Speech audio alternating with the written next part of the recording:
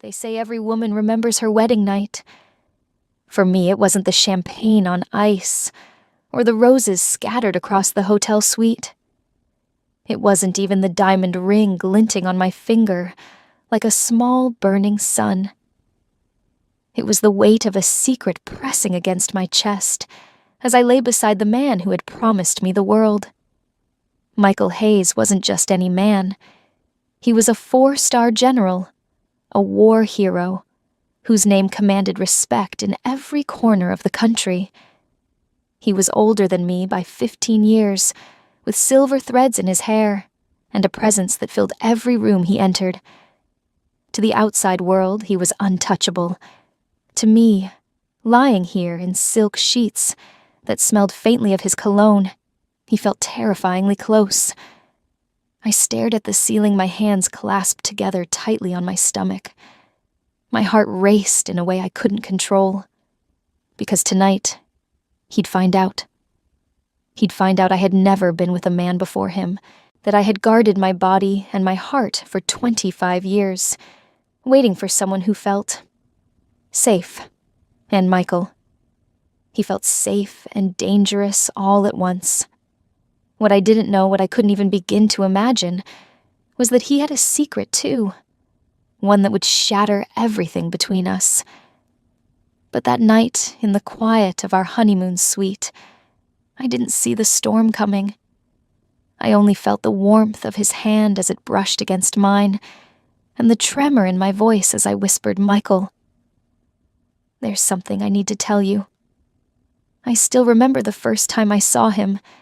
It was late autumn at Fort Brenton, and the air smelled faintly of antiseptic and pine trees outside the military hospital. I was in my scrub's hair, tied back in a messy bun, trying to ignore the ache in my feet after a 12-hour shift.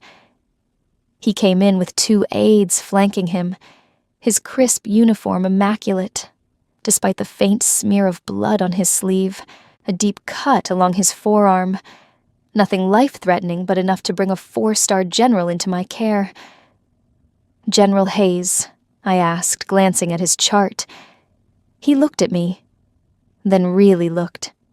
There was something in his eyes, a calmness, that made me straighten my back without meaning to. "That's me," he said, his voice smooth, warm like whiskey on a winter night. "But you can call me Michael." I didn't. "This will sting a little," I murmured, cleaning the wound with practiced hands. "Not my first scar," he replied with a faint smile. "Won't be my last." I focused on my work, refusing to be drawn into conversation. Generals weren't new to me. I'd patched up enough high-ranking men to know their charm could be as dangerous as any battlefield. But this one was different. When I finished, he flexed his fingers experimentally. "You're good at this," he said softly. "Years of practice. You must be exhausted." I manage. Then he did something unexpected. "Let me buy you a coffee. As a thank you." I paused, meeting his gaze for the first time. His eyes were steady, almost kind. But I knew better. "I appreciate the offer, General," I said evenly. "But I don't mix work and anything else." His lips curved in what might have been a smirk or a challenge. "Fair enough, Miss Bennet." I thought that would be the end of it, that he'd walk out and forget my name by morning. But as he left, he glanced back, once eyes catching mine, in a way that sent an unexpected jolt through my chest. I didn't know it then, but that moment was the spark that would ignite everything. 2 nights later, Michael sat slouched in a leather armchair at the Fort Brenton Officers' Club, a half-empty glass of bourbon in his hand. The room was warm, smoky, filled with the murmur of men who'd seen too many wars and drank too much to forget them. But Michael wasn't drinking to forget. "She turned me down," he said flatly, swirling the amber liquid in his glass. Across from him, Colonel James Whitaker raised an eyebrow. "Turned you down, you." Michael's jaw tensed, didn't even blink. No smile, no polite excuse, just a straight no, James smirked. Maybe she's not impressed by medals and stars. That's the thing, Michael murmured. She's different. Or maybe you're just not used to hearing. No. James countered, leaning back. Michael stared into his glass, then let out a humorless laugh. 6 months. What? 6 months, he repeated louder this time. I'll make Clara Bennett fall so hard she won't know which way is up. And when she does, she'll have my name. Hayes. 6 months, Jim. James sat forward, his expression sharpening. You're joking. Michael's lips curved into a cold, determined smile. I never joke about winning. Michael. James sighed heavily, rubbing his temple. This isn't a mission. This is a woman's heart. Don't make a battlefield out of it. Michael's gaze hardened. Everything is a mission. You're going to get yourself burned, James warned quietly, but Michael didn't respond. He drained the rest of his bourbon and motioned for another, his mind already racing ahead. It wasn't about Clara anymore. It was about pride, about proving that no one could resist him, not even a woman like her. That night, back in his quarters, Michael sat alone in the dim glow of his desk lamp.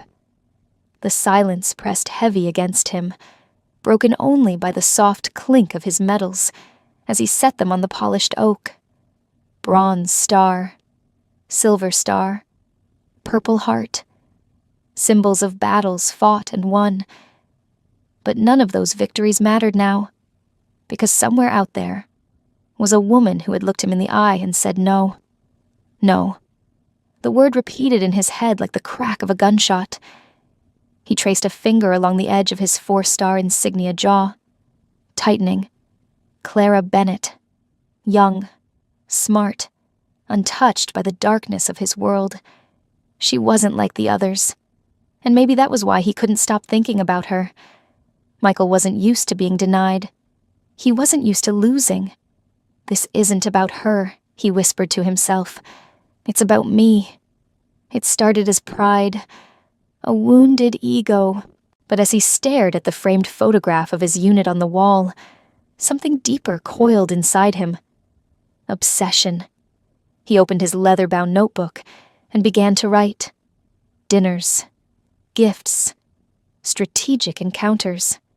He mapped out every step like a campaign plan. 6 months, he muttered under his breath. She'll be mine. But even then he didn't realize the cost of winning a heart. You don't yet understand. 2 days later, a bouquet of deep red roses arrived at the nurse's station. Clara Bennett, the delivery man said, holding out the extravagant arrangement. A white envelope was tucked neatly between the blooms. The nurses around me gasped softly. Whoa, Clara, one of them teased. Someone's trying hard. I stared at the flowers for a long moment, then reached for the card. Every warrior needs a moment of peace. Let me offer you one. M.H. Michael Hayes. I felt the heat rise in my cheeks, but not from flattery. He thought he could win me over with roses. You're sending those back? Right, asked Maria, the head nurse, her eyes glinting. Of course. I scribbled a note on a small slip of paper, folded it in half, and tucked it back into the envelope before handing the entire bouquet to the delivery man. Return this to the sender, I said firmly, and make sure he gets this. The young man hesitated, glancing between me and the flowers. You sure? Most women. I'm not most women, I cut him off. As he left with the rejected bouquet, I could feel the curious stares from my co-workers. You really aren't tempted. A 4-star general sending you flowers? Maria asked later in the break room. No, I replied simply. He doesn't know me, and I don't want to be another story he tells in bars. But as much as I tried to stay unaffected, part of me felt unsettled. Not because of the roses, because I had a sense he wasn't going to stop, and deep down, I wondered if I would stay strong enough to keep resisting. It was raining that afternoon when I stepped out of the hospital. The parking lot was nearly empty, puddles shimmering under the dim streetlights. I pulled my coat tighter, eager to get home and leave the long shift behind me. Then I saw him, Michael Hayes, leaning against a black SUV, hands in the pockets of his military jacket, rain dripping from his graying hair. He straightened when he saw me, and for a moment, I thought he might finally leave. But he didn't. "Clara," he said, his voice deep but soft, as though afraid I'd bolt. I stopped in my tracks. "General Hayes, what are you doing here? I've been waiting. For how long? 3 hours." I blinked. 3 hours. In the rain, I didn't mind. He held up a small package wrapped in brown paper. "I wanted to give you this." I hesitated. "I don't need gifts." "It's not a gift. It's a book. Combat Medicine, The Untold Stories. You mentioned last time that you wanted to understand military trauma cases better." I frowned. "You remember that? Of course I do." The rain kept falling, drumming steadily on the hood of his car. I wanted to stay angry, to shut him down completely. But the truth was, no one had ever waited in the rain for me. No one had ever listened so closely to an offhand comment. "Clara," he said again, his voice lower now, almost vulnerable. "I know you told me no. I'm not here to push. Just let me do one thing right." I exhaled slowly, torn between irritation and something warmer I didn't want to name. I reached out and took the book. "Thank you," I said softly. He smiled faintly, but there was no triumph in it. Only relief. That's all I needed. Then he opened the car door, climbed in, and drove away. I stood there in the rain for a long time, staring down at the book in my hands. And for the first time, I wondered if I'd misjudged him. When the invitation came, I almost threw it away. Annual Fort Brenton Christmas Gala. The embossed card read, officers, nurses, and staff were all invited. I'd avoided these events for years. They always felt like an obligation wrapped in too much champagne and forced laughter. But this time, something made me pause. Maybe it was curiosity. Maybe it was the book still sitting on my nightstand. Or maybe it was Michael Hayes' steady, unflinching gaze when he asked, "Will you come?" So I went. The hall was warm, strung with garlands and twinkling lights. Laughter and music floated through the air as I slipped inside, clinging to the edges of the room. I spotted Michael almost immediately, surrounded by junior officers. But he wasn't commanding the room the way I expected. He was laughing, not the rehearsed politician's laugh I'd heard before, but something softer. He was helping a young private adjust his tie, listening intently to a corporal talk about her family back home.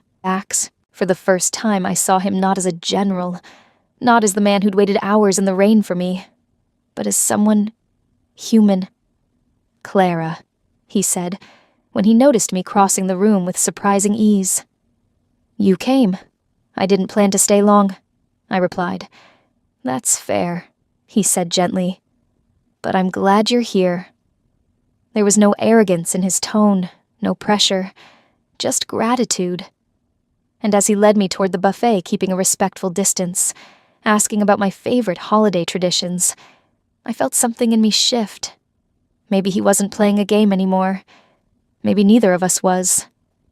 The cold night air bit at my cheeks as I stepped out of the officers' hall, the echo of music and laughter still faint behind me. I walked slowly, my heels clicking against the wet pavement. Snow flurries drifted down, catching in my hair. I should have felt relieved to leave. That was my plan. Show up, smile politely, and get out before anyone could ask too many questions. But instead, my chest felt warm. For the first time in a long time, I wasn't thinking about my long shifts at the hospital, or the endless stream of patients whose names I never remembered long enough. I was thinking about him, the way he'd listened to that young soldier talk about his newborn daughter, the way he'd insisted the last slice of pie go to the corporal who looked homesick. Michael Hayes, the man I thought I'd figured out, seemed so different tonight.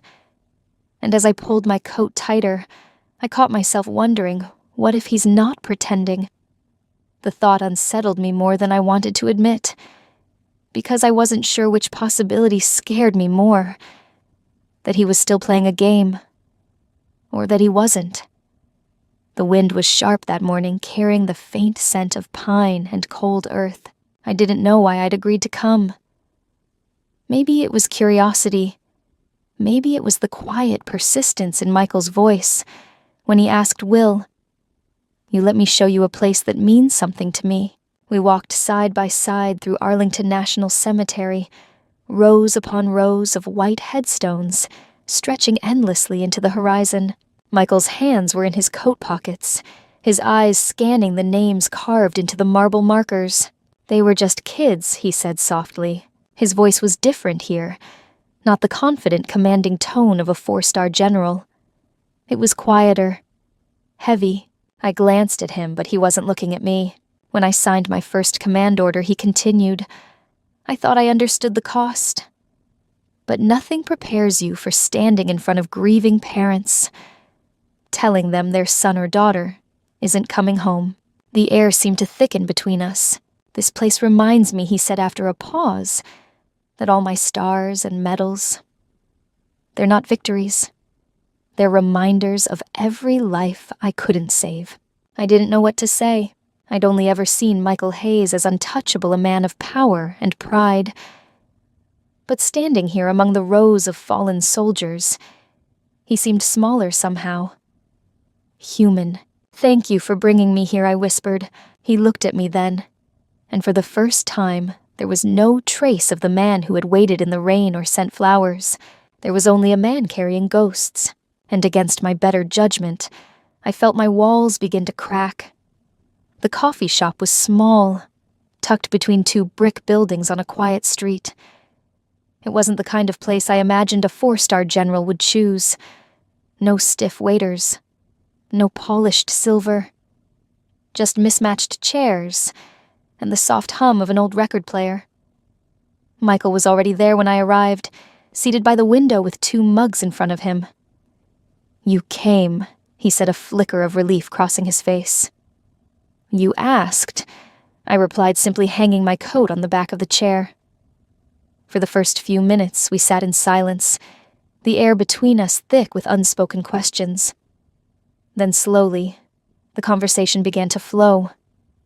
But this time, something was different. Michael didn't talk about strategy or politics.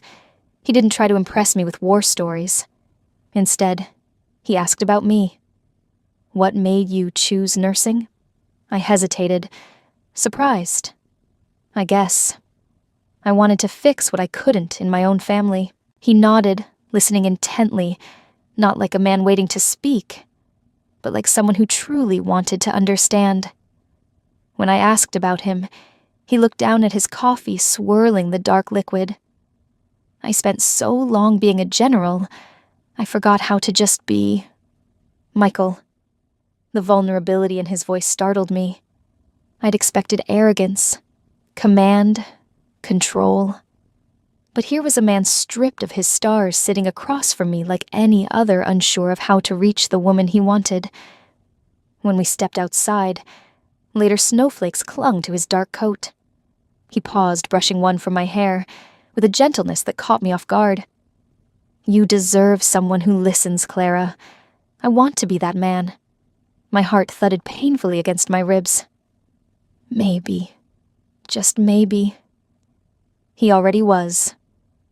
The living room was dimly lit, the soft glow of the Christmas tree casting golden reflections across the hardwood floor. It was quiet, almost too quiet, just the crackle of the fireplace, and the faint hum of an old holiday tune playing from Michael's phone. "Clara?" he said, his voice breaking the stillness. I turned from the tree, clutching the small mug of cocoa he'd made. Yes, he stood there in his dress shirt sleeves rolled to his forearms, a nervous energy radiating from him, something I'd never seen before. "I know this wasn't how you imagined Christmas," he began, but I couldn't wait. I frowned, slightly confused. Wait for what? He reached into his pocket and pulled out a small velvet box. My breath caught. "This isn't about grand gestures or timing," he said quietly. "It's about you. You walked into my life and reminded me what it means to feel human again. I don't want to let that go." He sank to one knee, opening the box to reveal a simple gold band. "Clara Reynolds, will you marry me?" The room felt impossibly still. My heart pounded, emotions tangling, fear, surprise, and something softer, warmer, rising above them all. "Yes," I whispered. Then louder, surer, "Yes, Michael." His relief was almost palpable as he stood slipping the ring onto my trembling finger. When he pulled me into his arms, the world outside seemed to disappear. For that moment, it was just the two of us, and the quiet promise of a future neither of us had planned for, but both suddenly wanted more than anything. I said yes. Yes to the man who'd once seemed untouchable. Yes to the man who stood in front of me that night, not as a general, not as someone with medals and stars, but as Michael. He made me believe in something I thought I'd outgrown, the idea that love could feel safe. I didn't care that it happened fast. I didn't care what people might say, because in that moment I felt chosen. Now as I sit in our honeymoon suite, the ring still warm on my finger, I keep replaying his words in my mind. "You reminded me how to be human." I believe him. At least I want to. What I didn't know then, what I couldn't have imagined, was the secret he carried into this marriage. The bet, the careless, drunken promise he once made that I'd have his name in 6 months. And tonight, as I prepare to tell him something I've never told anyone, I have no idea that his secret might break me first. The ocean breeze carried the scent of salt and hibiscus as I stood on the balcony staring at the endless blue. Below, waves kissed the Maui shoreline in a soft, rhythmic lullaby. This was supposed to feel perfect. I had everything: the ring, the vows, the man every woman in the room had envied as I walked down the aisle. Yet my hands wouldn't stop trembling. Inside, Michael was unpacking our bags, humming low under his breath. He seemed happy, relaxed. I wished I felt the same. Tonight wasn't just any night. It was our first as husband and wife, and with every passing hour, the weight of what I hadn't told him pressed heavier on my chest. I'd rehearsed the words 100 times. "Michael, there's something I need to tell you." But every time the fear tightened my throat. What if he laughed? Or worse, what if he looked at me differently? Like I was naive, fragile, not the woman he thought he'd married Clara. His voice broke my thoughts. I turned. He was standing in the doorway, shirt sleeves rolled barefoot on the polished wood floor. There was no rank in his stance, no stars on his shoulders, just Michael. "You've been quiet all day," he said gently. "Are you nervous?" I forced a small smile. A little. If only he knew. Because while I thought I was preparing for a night of intimacy, I had no idea Michael was hiding something too, a secret far heavier than mine. And soon, both truths would collide. The soft glow of candlelight filled the room, flickering against the cream-colored walls. Michael had thought of every detail: rose petals scattered across the bed, a bottle of champagne chilling in a silver bucket, even my favorite jazz song playing low in the background. It should have felt romantic, but my stomach churned as he stepped closer, his hand brushing my arm. "Clara," he said softly, You're trembling." I tried to steady my breath. My fingers gripped the edge of my silk robe as I searched for courage. "There's something I need to tell you," I whispered. He stilled. "What is it?" I stared at the floor, heat rushing to my cheeks. You'll be my first." Silence. The words hung in the air, fragile as glass. Michael didn't move, didn't breathe. For a split second, his eyes widened, not from the revelation itself, but from what he thought it meant. She knows. The blood drained from his face. His heart pounded so loudly it drowned out the jazz music. But then her next words shattered his assumption. "I've never been with anyone because I wanted to be sure. About love. About trust. About the man I give myself to." She looked up, then her eyes glassy but steady. "And I'm sure about you, Michael." Relief washed over him in a violent, almost painful wave. She didn't know. She didn't know about the bet that had started it all. Yet guilt curled like smoke in his chest, bitter and suffocating. He cupped her face in his hands, forcing a smile. "Clara," he murmured, his voice breaking slightly. "I'm honored, and I promise you tonight isn't about expectations. It's about us." Her lips trembled into a small smile as she leaned into his touch. But as he kissed her slow and tender, Michael's mind was anything but calm. She had given him her trust, her innocence, and he had come into this marriage on a lie. The room was still. Clara lay beside me, her breathing soft and steady. Her face turned toward mine in the dim glow of the bedside lamp. A faint smile lingered on her lips, even in sleep. She looked peaceful, pure. I, on the other hand, felt anything but. I stared at the ceiling, my chest tight, with a weight I couldn't shake. She gave me her heart, and I gave her a lie. A single tear slid down the side of my face. I wiped it away before it could fall onto the pillow, as if that could erase the shame clawing at me. I thought back to the night in the officers' club, how easily the words had left my mouth drunk on whiskey and pride. 6 months. She'll carry my name. It had been a game then, a challenge to my ego after she'd brushed me off with those clear, steady eyes. Now those same eyes haunted me. She trusted me enough to give me everything, and I couldn't even trust her with the truth. I turned on my side to watch her sleep.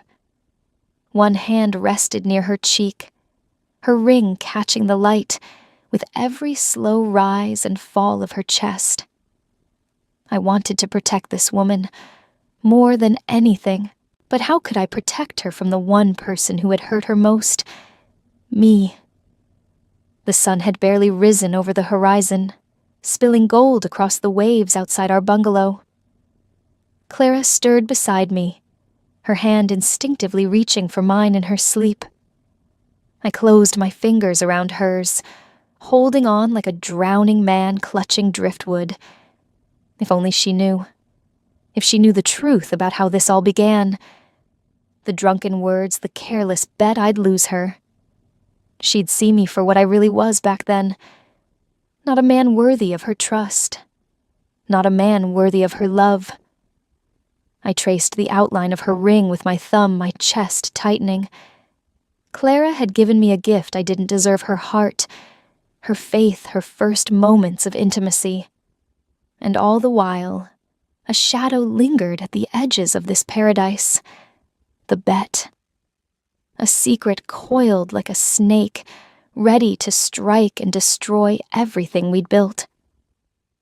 The call came in the middle of the afternoon. Michael had stepped out to meet a visiting officer at the resort's bar, leaving me alone on the balcony, with my coffee and the warm Maui breeze. When I answered, it was Captain Reynolds, one of his long-time colleagues. "Clara, hey, congratulations again. Didn't think the General would actually pull it off." "Pull what off?" I asked, lightly swirling the coffee in my cup. "Oh, come on," he chuckled. "The bet. He bragged about it for weeks. Said he'd have you wearing his name in 6 months. The words froze me where I sat. What? What did you just say?"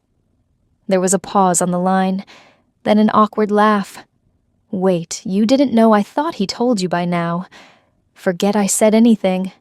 It was just stupid officers' club talk. A joke that got out of hand. But I wasn't laughing. My fingers went numb around the phone. The bet.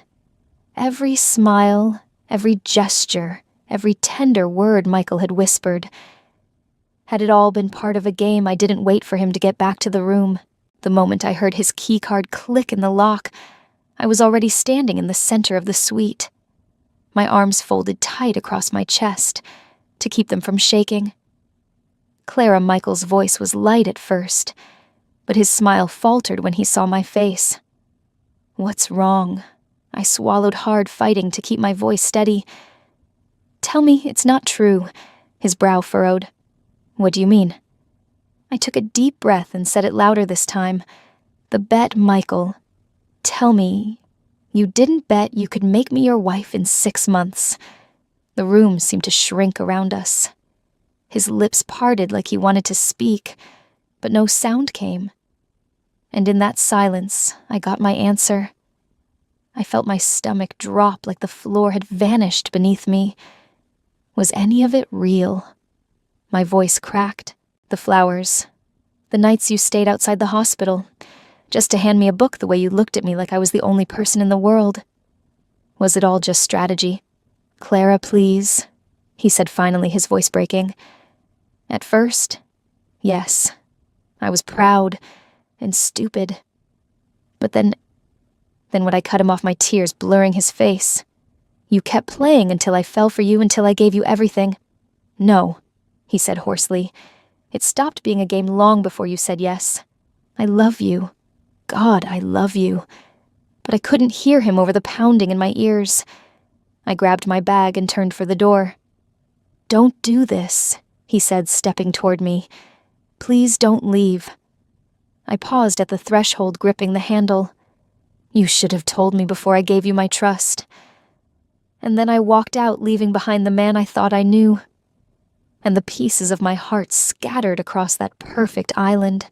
The rain was falling in Washington when I stepped out of the cab, the city's skyline gray and unforgiving. I barely remembered the flight home. Hours spent staring out the window, clutching my ring, like it might explain how I'd ended up here, married to a man who'd wagered on my heart.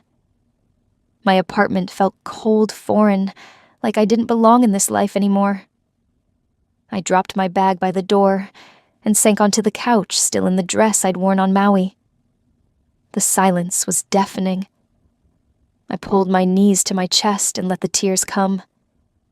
First in quiet streams, then in choking sobs that left my throat raw. How could I have been so blind? I replayed every moment with him, the way he'd held my hand at Arlington the night he'd knelt with that ring, the gentleness in his eyes when I told him he'd be my first. Was any of it real? The thought cut deeper than his betrayal, because despite everything, part of me still loved him. And that was the cruelest truth of all. The test sat on the bathroom counter, its stark white plastic frame mocking me. I told myself it was stress. The sleepless nights, the tears, the way food had tasted like ash since I left Maui. But when the second pink line appeared, my breath caught in my throat. 2 lines. Positive. I gripped the edge of the sink, staring at my reflection. I was carrying Michael's child, the man who had shattered me. A sob rose in my chest, but I pressed a hand over my mouth to hold it in.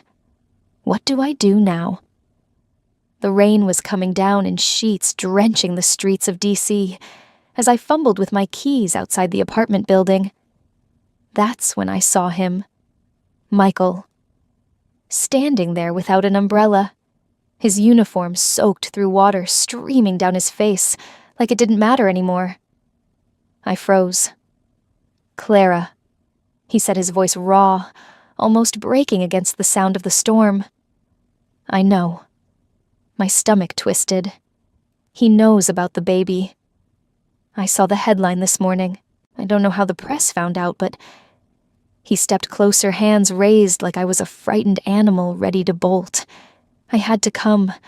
I couldn't stay away. Don't, I whispered. Don't make this harder.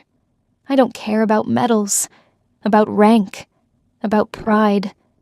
None of it means a damn thing if I can't be here for you. His voice cracked.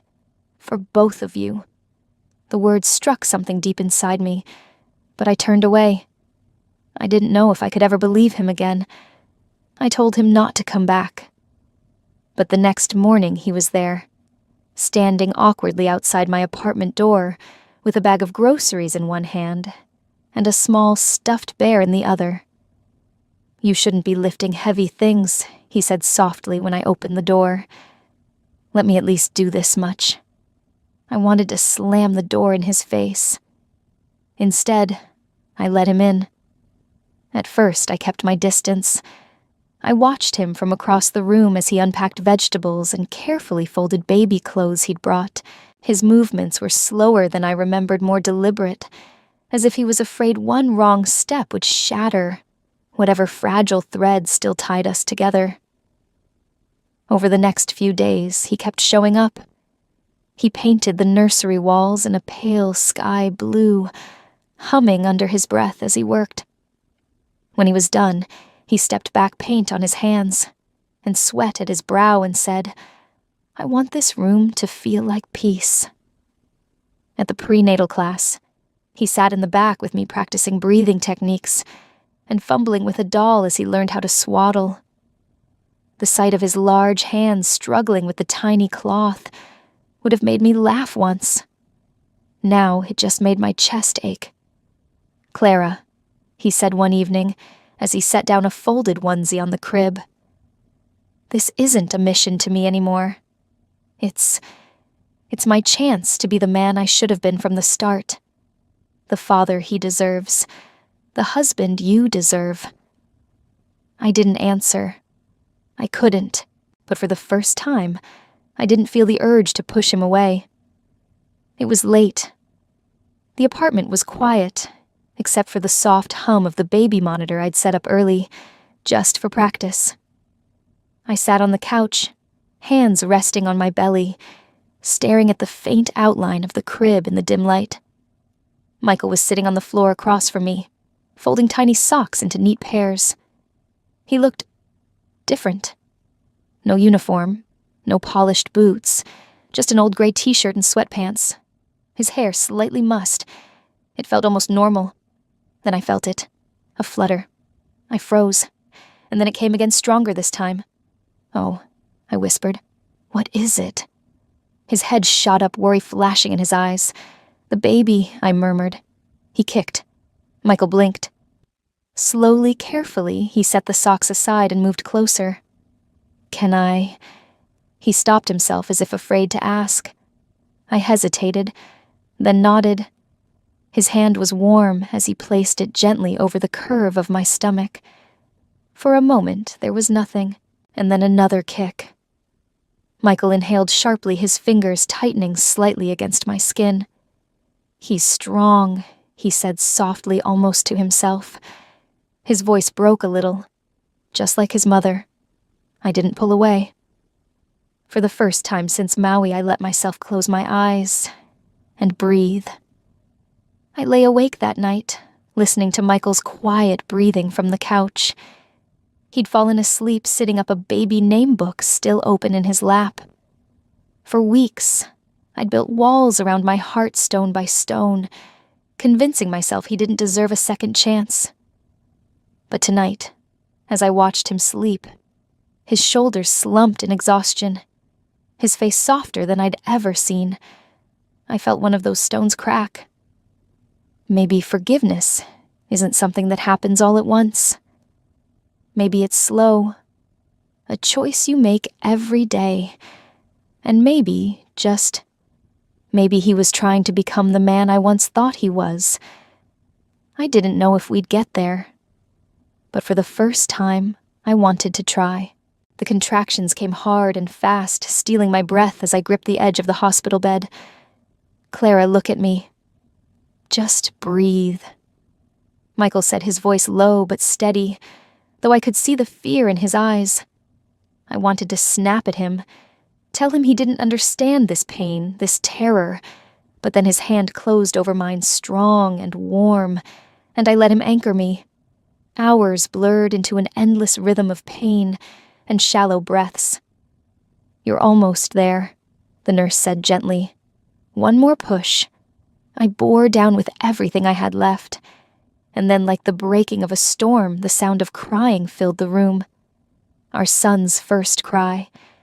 I collapsed against the pillows, tears blurring my vision as they placed the tiny wriggling bundle on my chest.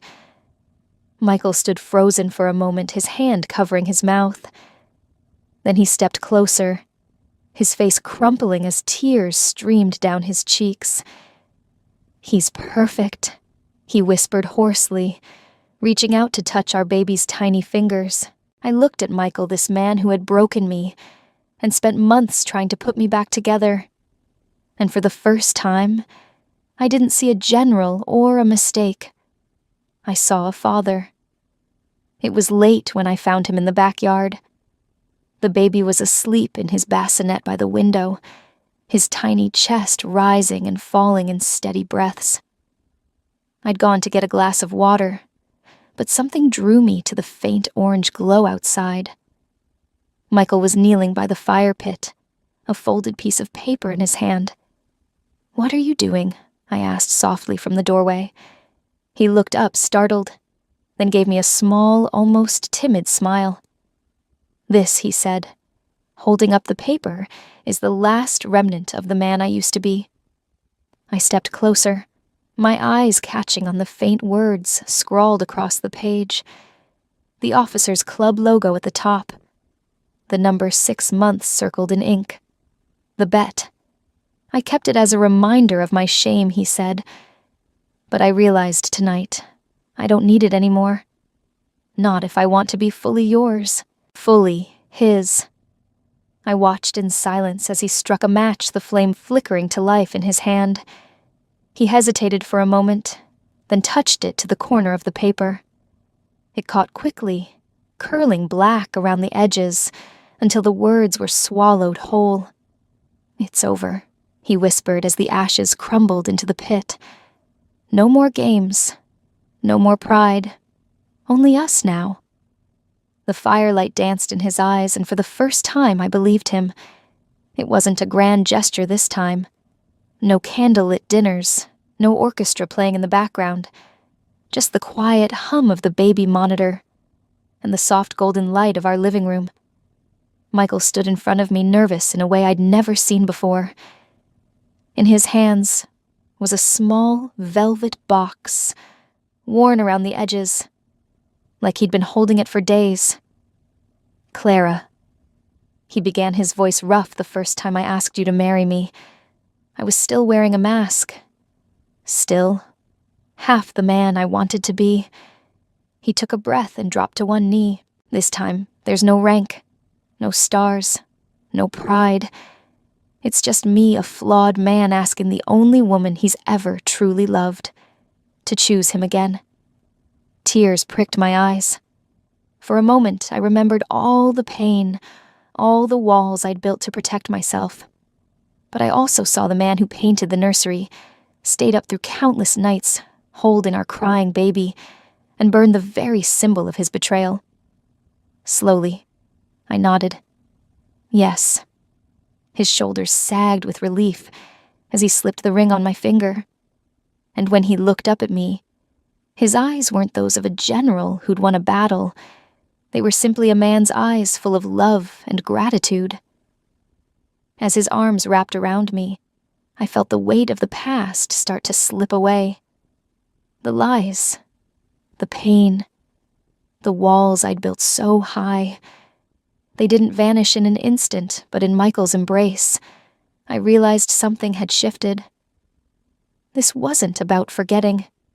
It was about beginning again. Not as the general and the nurse, not as the betrayer and the betrayed, just as us. Michael rested his forehead against mine, his voice barely a whisper. No more masks, no more missions, only a life. With you. For the first time I let myself believe him fully. And as the baby stirred softly in his bassinet beside us, I thought, this is our homecoming, the place where all the broken pieces come together. 2 years. That's how long it's been since the night Michael knelt in front of me, not as a general, not as a man trying to fix his mistakes, but as the man I chose to love again. Now the medals are tucked away in a drawer somewhere. The stars on his shoulders have been replaced by flower smudges and crayon marks from our little boy's sticky fingers. Daddy Look Benjamin's tiny voice rings through the living room as he wobbles on unsteady legs, arms outstretched. Michael crouches low, his hands open. You've got this, champ. One more step. I watch from the kitchen doorway, my heart swelling as Ben takes another determined step before tumbling safely into his father's arms. They both laugh. Michael's deep and full, Ben's high and bubbling. It's a sound I never thought I'd hear in this house. Once I thought forgiveness was impossible, but standing here now in a home filled with warmth and toddler giggles, I know we didn't just heal. We built something better, something real. The afternoon light streamed through the window, casting a warm glow across the living room floor, where Michael and Ben sat cross-legged. In Ben's tiny hands was a wooden toy star, a gift from his father. Daddy, what's this? Ben asked, his big brown eyes full of curiosity. Michael smiled softly, running a calloused thumb over the star. It's a symbol, buddy. Some people wear stars like this on their shoulders to show they've led others, made hard choices, protected what's important. Ben's little brows furrowed, like you. Michael's gaze shifted, and for a moment I saw the man he used to be, the one who once believed stars were everything. Not anymore, he said quietly.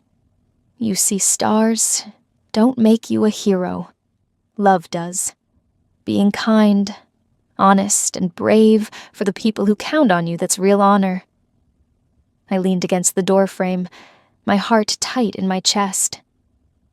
2 years ago, this man had nearly lost everything because he thought pride was worth more than trust.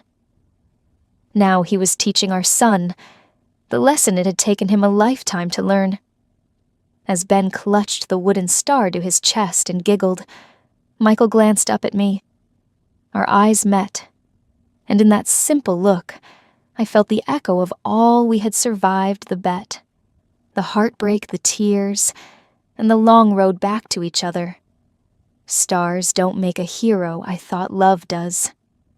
And here, in this quiet house, with this little boy and this man who had chosen to change, I finally understood what home and honor truly meant. The house was quiet, except for the soft hum of the baby monitor and the faint crickets chirping outside. I sat on the couch, cradling a warm cup of tea, as Ben curled up beside me, his tiny fingers clutching his favorite stuffed bear. He had finally drifted off after a day of running barefoot through the yard, his cheeks still flushed pink from laughter. Across the room, Michael stood in front of the closet. Slowly, almost reverently, he ran his hand along the crisp fabric of his dress uniform before placing it on a hanger and sliding the door shut. No medals tonight, no stars on his shoulders, just Michael.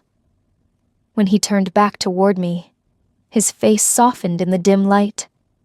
You know, he said, lowering himself onto the couch next to me, for years I thought the uniform was who I was. But it's not. This... He nodded toward Ben's sleeping form, and then met my eyes. This is who I want to be. I reached for his hand, letting our fingers entwine. It wasn't a grand declaration. It didn't need to be. In that quiet evening glow, with the scent of baby shampoo still lingering in the air, I realized something. After everything, the lies, the hurt, the healing, we had arrived. Contentment wasn't loud. It was this, a home, a family, and the man who had finally learned to take off his armor. As I lay in bed that night, Michael's arm draped over my waist, and the steady sound of his breathing in my ear, I thought about how far we'd come. It wasn't perfect. Forgiveness never is. Some days the old pain still whispered at the edges of my heart, reminding me how easy it would be to close up again. But then I'd look at him, this man who burned his pride, traded stars for bedtime stories and midnight feedings, and I'd remember, love isn't a one-time decision. It's a choice. Every day we choose to stay, to trust, to begin again. Michael stirred beside me, his voice thick with sleep. "You okay?" I turned to face him, brushing a strand of hair from his forehead. "I am," I whispered.